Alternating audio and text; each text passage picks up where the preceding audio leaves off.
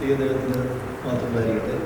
ഞാനല്ല ഇന്നിവിടെ വന്ന് സംസാരിക്കുന്നത്. പക്ഷേ സാധാരണ എന്ത് ചെയ്യുന്നത് വെച്ചാൽ നമ്മുടെ ഇടയിലുള്ള ആരെങ്കിലും ഒരാളായിരിക്കും സംസാരിക്കാനായിട്ട് എൻകറേജ് ചെയ്യുന്നത്. പക്ഷേ എനിക്ക് എൻ്റെ ഒരു സുഹൃത്ത് കൂടിയുണ്ട്. ഞങ്ങൾ തമ്മിൽ 10 വർഷത്തെ പരിചയമുണ്ട്. അദ്ദേഹം സജി തോമസ് ആണ് എൻ്റെ പേര്.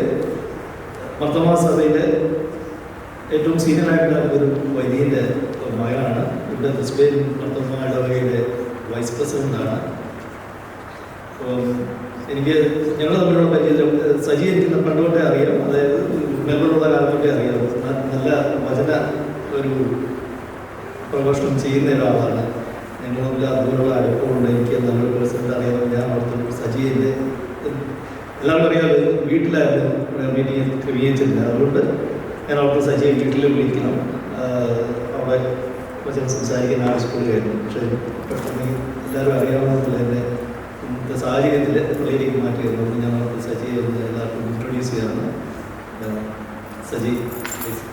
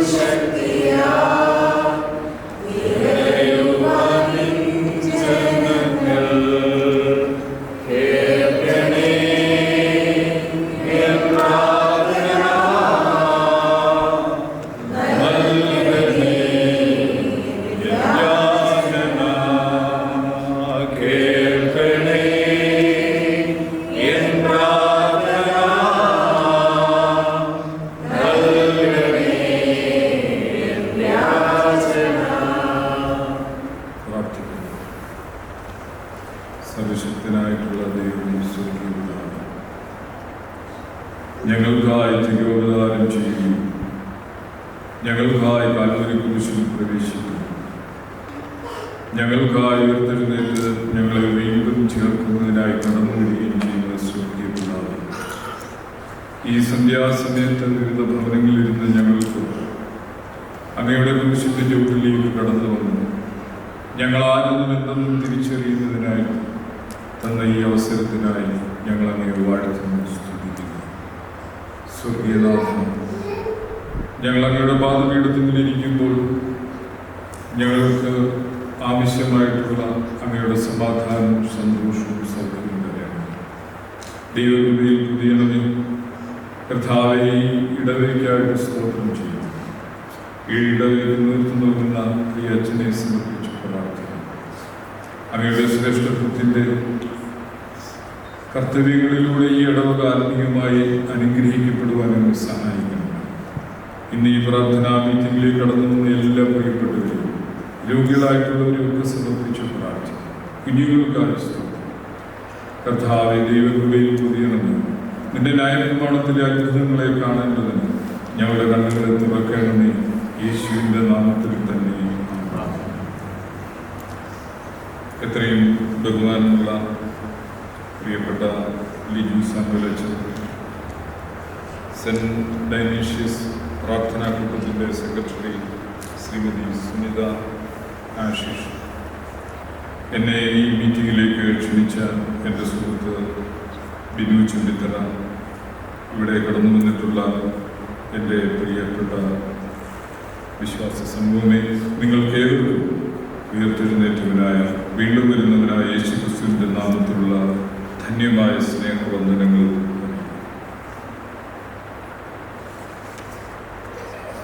ബഹിരാകാശയാത്രികനായ വിൽമോ അദ്ദേഹത്തെ സമീപിച്ച പത്രപ്രവർത്തകരോട് പറഞ്ഞ ഒരു അഭിപ്രായം നിങ്ങൾ കേട്ടു.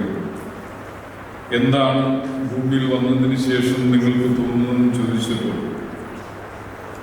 വിൽമോർ എന്ന് പറയുന്ന ശാസ്ത്രജ്ഞൻ പറഞ്ഞത്, ഞാൻ ഇതുവരെ വിശ്വസിച്ച എൻ്റെ വിശ്വാസങ്ങളെ ഊട്ടിയുറപ്പിക്കുന്നതാണ്, ഞാൻ വിശ്വസിച്ച ദൈവത്തെ വീണ്ടും രുചിച്ചറിയുന്നതിനുള്ള അനുഭവമായിട്ടാണ് എനിക്ക് ഈ അനുഭവത്തെ നോക്കിക്കാണുവാൻ കഴിഞ്ഞതെന്നാണ് അദ്ദേഹം സാക്ഷിച്ചത്. നാം എവിടെയായിരിക്കുമ്പോൾ നമ്മളുടെ ജീവിതം കൊണ്ട്, നമ്മൾക്ക് തന്നിട്ടുള്ളതായ സാഹചര്യങ്ങൾ കൊണ്ട് നാം നമ്മളുടെ രക്ഷകനെ എത്രമാത്രം സ്തുതിക്കുന്നു, എത്രമാത്രം മഹത്വപ്പെടുത്തുന്നു എന്ന് ഓർക്കുവാനുള്ള ഒരു കാലഘട്ടമാണ് ഈ നോമ്പിൻ്റെ കാലം. പലതിനെയും ഒഴിവാക്കുന്ന കാലം എന്നാണ് നോമ്പുകാലത്തെക്കുറിച്ച് നാം ധരിച്ചിരിക്കുന്നത്. എന്ത് ചെയ്യരുതെന്ന് നമുക്കറിയാം. പഴയ നിയമം പൊതുവെ ചെയ്യരുത് എന്ന് പറയുമ്പോൾ പുതിയ നിയമം ഇതുപോലെ ചെയ്യുക എന്ന് നമ്മെ പറഞ്ഞ് പഠിപ്പിക്കുന്നു.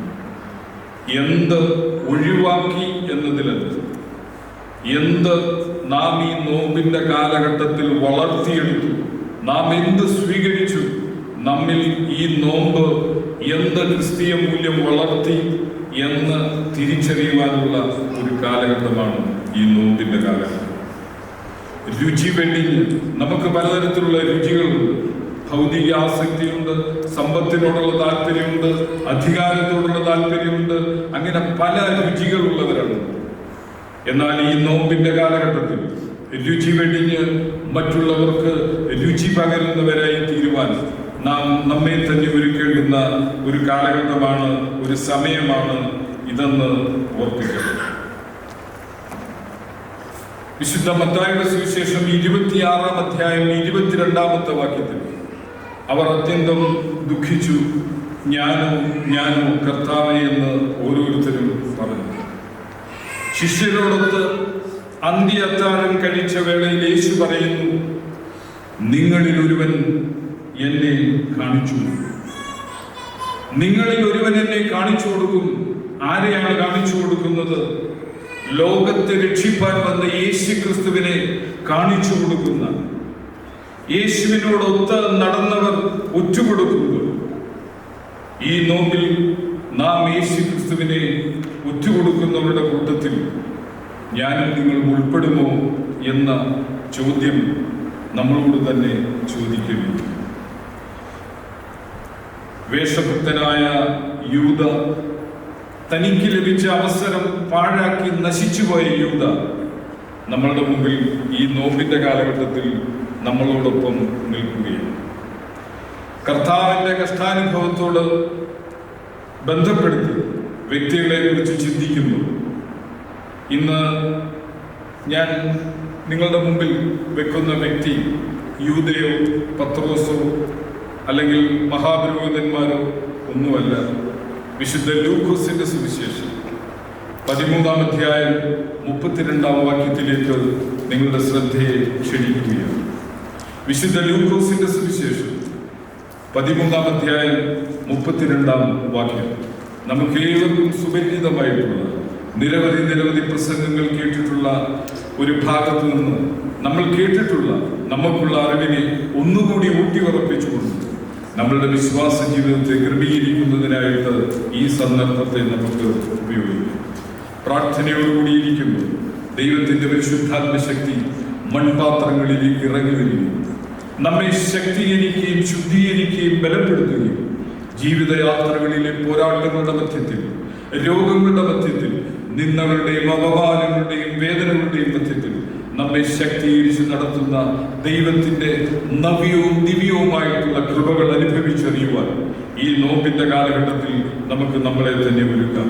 വിശുദ്ധ ലൂക്കോസിന്റെ സുവിശേഷം 13-ാം അധ്യായം 32-ാം വാക്യം.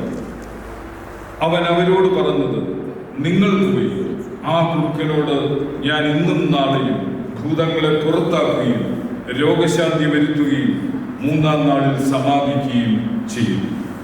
നിങ്ങൾ പോയി ആ കുറുക്കനോട്. ഇന്നത്തെ ഈ എൻ്റെ ചിന്താ വിഷയം, ആരാണ് ഈ കുറുക്കൻ? ഈ വാക്യത്തിന്റെ സന്ദർഭം എന്താണെന്നുള്ളത് 13-ാം അധ്യായം 31-ാമത്തെ വാക്യത്തിൽ നമ്മൾ വായിച്ചു കഴിഞ്ഞാൽ കാണാം. ആ നാഴികയിൽ തന്നെ ചില പരീശന്മാർ അടുത്തു വന്നു യേശുവിനോട് പറയുകയാണ്, ഇവിടം വിട്ട് പൊയ്ക്കൊള്ളുക, ഹെരോദാവ് നിന്നെ കൊല്ലുവാൻ ഇച്ഛിക്കുന്നു എന്ന് അവനോട് പറഞ്ഞു. അപ്പോൾ ആരാണ് ഈ കുറുക്കൻ എന്ന് ചോദിച്ചാൽ, ചില പരീശന്മാർ വന്നിട്ട് യേശുവിനോട് പറയുകയാണ്, നീ ഇവിടം വിട്ടു പോകുക, കാരണം ഹെരോദാവ് അന്തിപ്പാസ് യേശുവിനെ നിന്നെ കൊല്ലുവാൻ ഉദ്ദേശിക്കുന്നു. യേശുവിന്റെ മറുപടി വളരെ വ്യക്തമാണ്. ദൗത്യത്തിൽ നിന്ന് പിന്തിരിയുകയില്ല, ഞാൻ പൂർത്തിയാക്കും. ഇന്നും നാളെയും ഭൂതങ്ങളെ പുറത്താക്കുകയും 3-ാം നാളിൽ സമാപിക്കുകയും ചെയ്യും എന്ന് പറയുന്ന യേശുവിന്റെ വലിയ പ്രഖ്യാപനം. ഇവിടെ യേശു പറഞ്ഞ ഈ വിശേഷണം, ആ കുറുക്കൻ, യേശു മറ്റാരെയും അങ്ങനെ വിളിച്ചതായി വേദപുസ്തകത്തിൽ രേഖപ്പെടുത്തിയിട്ടില്ല.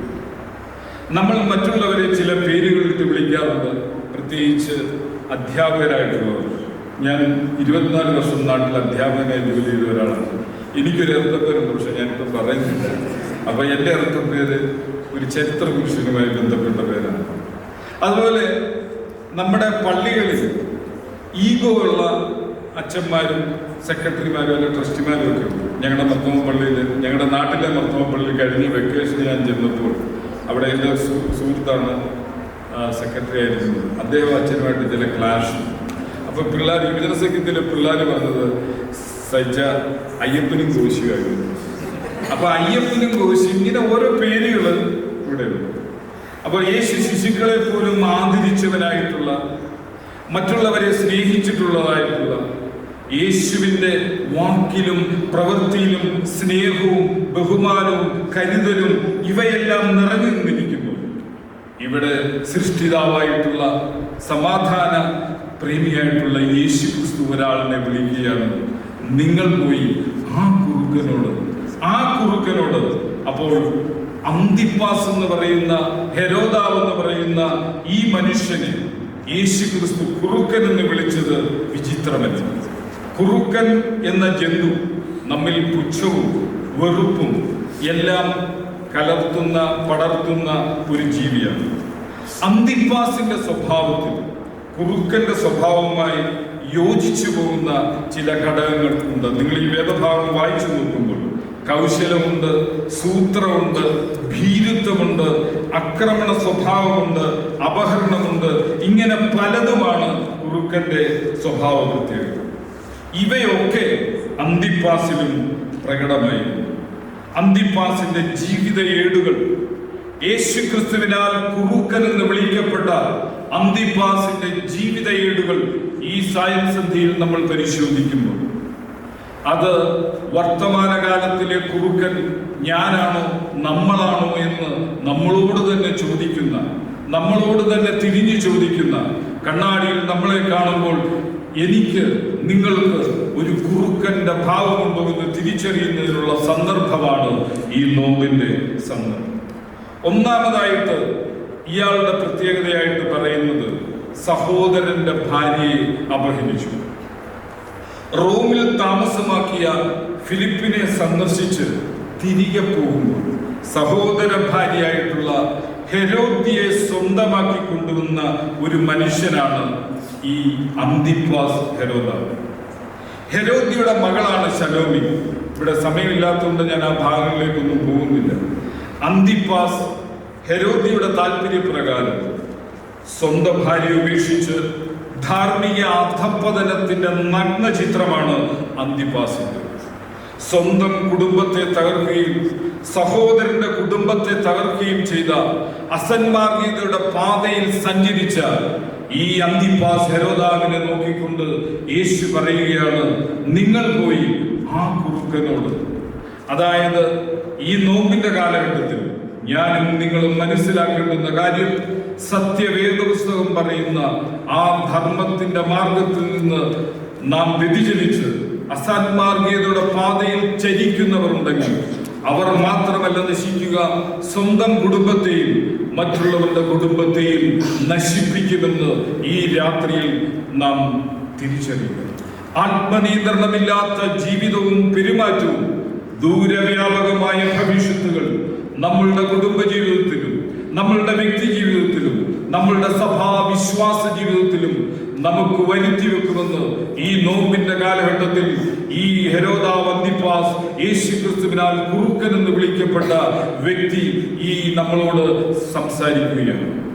അതുകൊണ്ട് കർത്താവേ, ഈ നോമ്പിന്റെ കാലഘട്ടത്തിൽ ഒരു പടി കൂടെ ജീവിത വിശുദ്ധിയായി ജീവിക്കുവാൻ, ജഡമോഹത്തിന്റെയും കൺമോഹത്തിന്റെയും ജീവനത്തിന്റെ പ്രതാപത്തിന്റെയും മാംസത്തിന്റെ വെല്ലുവിളികളെ അതിജീവിക്കുവാൻ, പഞ്ചമുറിവിൽ നിന്ന് അനവരതം അനർഗളം പ്രവഹിക്കുന്ന രക്തപ്പുഴയിൽ എന്റെ കർത്താവേ, അങ്ങയുടെ ക്രൂശിന്റെ ചുവട്ടിൽ വന്ന് നിൽക്കുമ്പോൾ എന്നെ ഒന്ന് ശുദ്ധീകരിക്കണമേ, എന്നെ ഒന്ന് ശക്തീകരിക്കണമേ എന്ന് പ്രാർത്ഥിക്കുവാൻ, നോമ്പിന്റെ ഈ കാലഘട്ടത്തിൽ നമ്മെ തകർക്കുന്ന രുചികളെ വലിച്ചെറിഞ്ഞുകൊണ്ട് മറ്റുള്ളവർക്ക് രുചി പകരുന്നവരായി തീരുവാൻ ഈ സന്ധ്യാസമയത്ത് ഈ വിശുദ്ധ ദേവാലയത്തിൽ അനേക ശ്രേഷ്ഠരായ പട്ടക്കാരുടെ പ്രാർത്ഥനകളും ധൂപവർഗങ്ങളും സ്വർഗം തുറന്നു കേൾക്കുന്ന ഈ വിശുദ്ധ സ്ഥലത്ത് നിന്നുകൊണ്ട് നമുക്ക് നമ്മെ തന്നെ ദൈവകരങ്ങളിൽ സമർപ്പിക്കാം. എന്റെ കർത്താവേ, എന്റെ വ്യക്തി ജീവിതത്തിൽ, എന്റെ സഭാ ജീവിതത്തിൽ, എന്റെ കുടുംബ ജീവിതത്തിൽ അശുദ്ധിയുടെ ഒരു കണം പോലും വരാതിരിക്കുവാൻ ഈ രാത്രിയിൽ ഞങ്ങളെ രൂപാന്തരപ്പെടുത്തണമേ എന്ന് പ്രാർത്ഥിക്കാം. രണ്ടാമതായിട്ട്, യേശുക്രിസ്തുവിനാൽ കുറുക്കൻ എന്ന് വിളിക്കപ്പെട്ട ഈ ഹെരോദാവിന്റെ പ്രത്യേകത നീതിമാനെ നിഗ്രഹിച്ചവനാണ്. ഈ അന്തിപ്പാസിന്റെ ജീവിതത്തിലെ അടുത്ത രംഗം എന്ന് പറയുന്നത് യോഹന്നാൻ സ്നാപകനുമായിട്ടുള്ള കൂടിക്കാഴ്ചയാണ്. കൊടുങ്കാറ്റ് പോലെ ശുശ്രൂഷ ചെയ്ത സർപ്പസന്തതികളെ വരുവാനുള്ള കോപത്തിൽ നിന്ന് ഒഴിഞ്ഞു മാറുവീനെന്ന് ലോകത്തോട് വിളിച്ചു പറഞ്ഞ സ്നാപക യോഹന്നാൻ, പ്രവാചകന്റെ വീറോടെ നീതിക്ക് വേണ്ടി, ധർമ്മത്തിന് വേണ്ടി ശബ്ദമുയർത്തിയ, ജീവിത വിശുദ്ധിക്ക് ആഹ്വാനമുയർത്തിയ സ്നാപക യോഹന്നാൻ, അന്യായത്തിന്റെയും അനീതിയുടെയും പാത വിട്ട് യഥാർത്ഥ മാനസാന്തരത്തിലേക്ക് വരുവാൻ ആവശ്യപ്പെട്ട സർപ്പസന്തതികളെ എന്ന് വിളിച്ച സ്നാപക യോഹന്നാൻ, ധാർമ്മിക ബോധം നിശേഷം നശിച്ചിട്ടില്ലാതിരുന്ന അന്തിപ്പാസിനും യോഹന്നാനെ കേൾക്കുവാൻ താല്പര്യമാണ്. എത്ര അധപ്പതിച്ചവനായാലും നന്മയുടെ ചില തീപ്പൊരികൾ കണ്ടെന്നു വരുന്നു. മാതാമൃതാനന്ദമയി കൊണ്ടൊരു ഉദാഹരണം പറഞ്ഞാലും, ഒരു ചത്ത ക്ലോക്ക് അതും 2 നേരം സമയം കൃത്യമായി കാണിക്കുന്നുണ്ട്. നമ്മളൊക്കെ എത്ര മോശമുള്ളവരാണെങ്കിലും നമ്മിൽ ചില നന്മയുടെ തീപ്പൊരികൾ കാണും. സ്നാപക യോഹന്നാൻ പറഞ്ഞത് രാഷ്ട്രീയ, സാമൂഹ്യ, സാമ്പത്തിക വ്യവസ്ഥിതികളെ കുറിച്ചല്ല, മറിച്ച് അന്തിപ്പാസിന്റെ വ്യക്തി ജീവിതത്തെ വിരൽ ചൂണ്ടിക്കൊണ്ട്, നീ ചെയ്യുന്നത് തെറ്റാണ്, സഹോദര ഭാര്യയെ അപഹരിച്ച് അവരോടൊത്ത് ജീവിക്കുന്ന അധാർമികതയെ ചോദ്യം ചെയ്തപ്പോൾ 2 പേരുടെയും തെറ്റിനെ മുഖത്ത് നോക്കിക്കൊണ്ട് ഈ സ്നാപക യോഹന്നാൻ ശാസിക്കുമ്പോൾ അന്തിപ്പാസിന് ഏറ്റവും ശക്തമായ പ്രഹരമാണ് യോഹന്നാൻ സ്നാപകന്റെ ശാസനം. അതുവരെ പാർശ്വഭക്തികളും സ്തുതിപാഠകന്മാരും സ്തുതിവാക്യങ്ങൾ മാത്രം പറയുന്നത് കേട്ടിട്ടുള്ള അന്തിപ്പാസിന് സ്നാപക യോഹന്നാന്റെ നാവിൽ നിന്ന് വീണ തീജ്വലിക്കുന്ന വാക്കുകൾ ഒരു വല്ലാത്ത അനുഭവമായിരുന്നു. പക്ഷേ സ്നാപക യോഹന്നാന്റെ വാക്കുകൾ കേട്ട് തെറ്റിനെ തിരുത്താൻ, പ്രായശ്ചിത്തം വരുത്തുവാനോ യേശുക്രിസ്തുവിനാൽ കുറുക്കൻ എന്ന് വിളിക്കപ്പെട്ട അന്തിപ്പാസ് തയ്യാറായി. ക്രൂദ്ധയായിട്ടുള്ള ആ സ്ത്രീ ഹെരോദ്യ യോഹന്നാനെ വെറുത്തു. രോഗം ക്യാൻസർ ആണെന്ന് കണ്ടുപിടിച്ച് പറയുന്ന ഡോക്ടറിനെ വെറുക്കുന്ന ഒരാളിനെ പോലെ അവളുടെ പ്രതികരണത്തെ നമുക്ക് കാണാം. യോഹന്നാനെ കൊല്ലാൻ നോക്കുന്നവർ, തെറ്റിനെ ചൂണ്ടിക്കാണിച്ചാൽ സ്വയം തിരുത്തുന്നതിനും പ്രവർത്തന ശൈലി മെച്ചപ്പെടുത്തുന്നതിനും ശ്രമിക്കാതെ തെറ്റു ചൂണ്ടിക്കാണിച്ചവരെ വെറുക്കുന്നതിനും പ്രതികാരം ചെയ്യുന്നതിനുള്ള പുറപ്പാട് ഇന്നും നമ്മളുടെ സമൂഹത്തിൽ കാണുന്നു. നമ്മളുടെ പട്ടക്കാർ നമ്മളെ ഉപദേശിക്കുന്നു, നമ്മളുടെ പ്രായമുള്ളവർ നമ്മളോട് പറയുന്നു, അല്ലെങ്കിൽ നമ്മളുടെ ഭാര്യ സ്നേഹപൂർവ്വം പറയുന്നു.